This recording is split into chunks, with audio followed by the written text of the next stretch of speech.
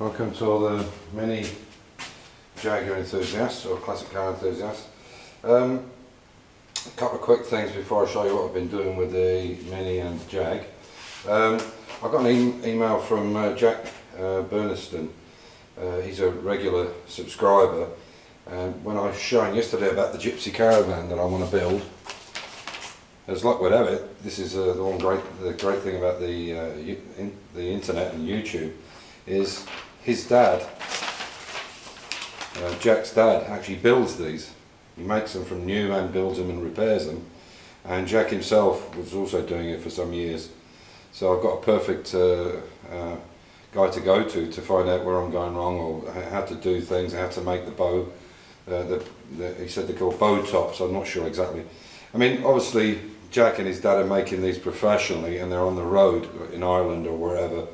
But mine will be a static feature, so anything that's on it will just be static for you to go into. It won't be actually on the road. So thanks for that, Jack. I really appreciate it. Quick bit of trivia.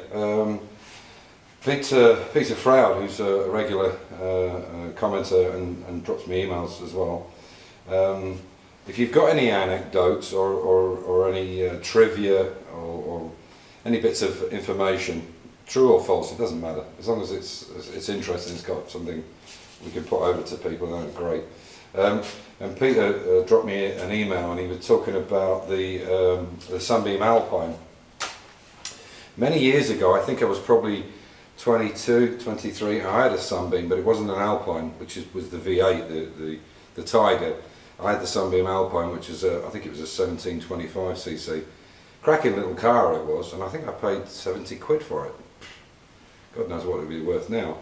And I think the only thing that was wrong with it was the passenger side window was been smashed. Somebody had stolen it or got it back or whatever. And I think I sold it for 80 quid, so I made a tenner on it. Yeah. Anyway, Peter's got this anecdote about Lord Roots, who wanted the Alpine done, and they were spending quite a bit of money on it. They went to Carroll Shelby, who did the Cobra, which originally was the AC Ace. It was a British car, and he took the body, which was made of, I think it was made of aluminium at the time, and then Carroll Shelby took it to America and put the V8 in it, and of course now everybody knows the Cobra legend.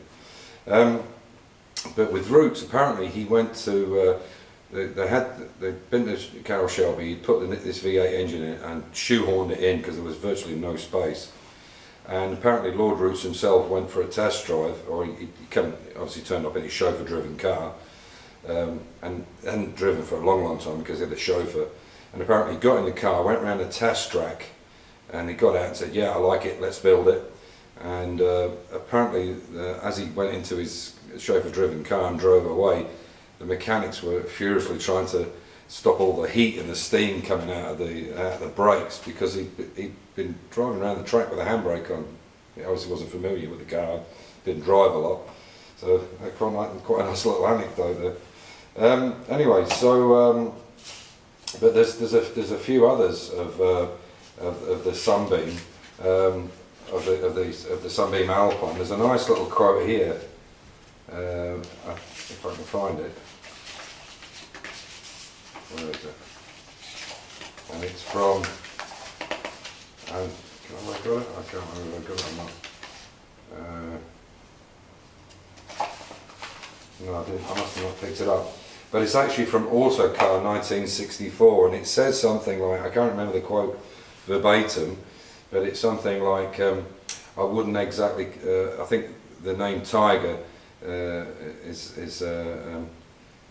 it's certainly not an untamed animal, and it's more of a pussycat than a tiger. This was Autocar 1964, but I should imagine it went pretty good. The little 1725 out was quite nice, but I should imagine the V8 was fairly powerful. Anyway, so what I'm going to do is I'm going to pick up the camera, I'm going to show you what I've been up to. I've got some bits and pieces here. I've been doing some bits on the XK 150 and the Mini, and I'd like to take a quick shout out to Sean C, who's doing a Mini. He's got a really nice, good site where he's stripping down his red Mini, and it's been such a long time since I took the fuel tank out, I'd completely forgotten about the strap to re-weld where the strap goes in to hold the fuel tank in. Because I had to do the whole floor, the bracket was missing, so now I have to put a new one in, which I bought. But I couldn't remember exactly which way it went, so this is the handy thing about it. Anyway, I'll pick the camera up and I'll show you what we're up to. And so this is a few bits and pieces. This is the new light system for the XKs, and you can see they're orange and red. They were all red in America, but they won't allow that in Europe and Britain. This is a indicator light for the front. This is the new halogen lights. There's 4 of them. You can see they've got the nice J in the middle. So we've got lots of bits and pieces. This is a side light in, and you can see that they match up fairly well. The only thing they haven't got in stock is this little red plastic indicator that goes through here, and the idea was that is so you could see from the driver's position, you can see the side lights were on. These are some new chrome pieces. We have the original ones, but they're quite badly damaged, and they actually cost more to chrome than they are to buy new. And this is the piece that goes onto the headlight bezel, and this is where the difference between a good restoration, or a quality restoration, and just done. You see a lot of these cars, and they're at an angle, and if I can get it right, they're a bit of an angle like that, or they don't sit squarely onto it. And this is the thing that takes all the time, to get these things right. This goes onto the chrome headlight bezel. So I've put this on. I've put these 2 plinths on now. They're nowhere near going on, obviously, because it all has to be painted and everything first. But what we do need to do is get the position in right. Now this bumper is the original one, and obviously the overriders are off it. But you can see it's quite badly damaged. And so what we'll do is we'll sandblast this, because you can get copies from Korea and Vietnam and where have you, but the metal's pretty crappy, to be honest. So what I'll do is we'll take this one, and then we'll clean it up, get it all sorted out, and then it'll be dipped in acid, copper coated, and then probably chromed again, because they are better than the copies. But you can see how nice that's going to look when it's all finished. So, and you can see the grille's looking really nice on this. But when you look at this car, this is my bonnet. We've got this right down to the aluminium now. This is just a bit of red lead, and this is the bonnet for this car here.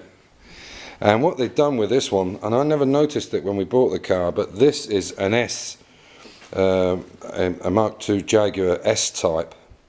That's the one that had the long tail on it, the Mark II Jaguar with a long tail. And they put this S-type grille in it, and I never noticed it, to be honest. But you can see how much thicker this is than it is on the original ones. This is a brand new one, of course. But the problem is now, is when I take this out, if I can get it out, if I take this out, let me just put it in it. If anybody wants an S-type, just let me know, you can have it. You can see here that they've cut away this flange. There was a flange on there. Or there should be a flange in there, and you can see how far away it is. And all these holes, there's a split there that has to be welded, and these holes are now all wrong. So there's going to be a lot of work getting that right. And if I take this one off, I'll just drop this. That bumper weighs a ton. You can see it's quite bad inside, but once it's sandblasted, there'll be no problem. So I'll take this one off, and I'll show you what I mean. Excuse me a second. And you can see there, you see how there's a lip? That's how it's supposed to be. So you can see from that one to that one, I'm going to have to recreate that. That obviously shouldn't be there either. That's been put there because of that S. So you can see there's a lot of differences. So a lot of work to be done to get that right.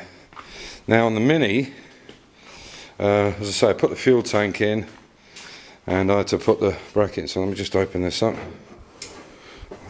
And you can see here, I'll turn this light on. I've got it positioned where I want it, and you can see it's just down there in the corner. I hope you can see that. Maybe I can put the light on there, you can see maybe better. And you can see where it's going to go. But I have to weld a nut on the back of that, so I'm going to look for the other piece. Anyway, that's it for today, and catch you up in a few days. Still got family here, so I'm not getting on with it as much as I would like, but we're getting there, slowly but surely. Anyway, again, thanks for watching in. Thanks for all the subscriptions. Really appreciate it. And thumbs up. So take care. Bye. Bye for now.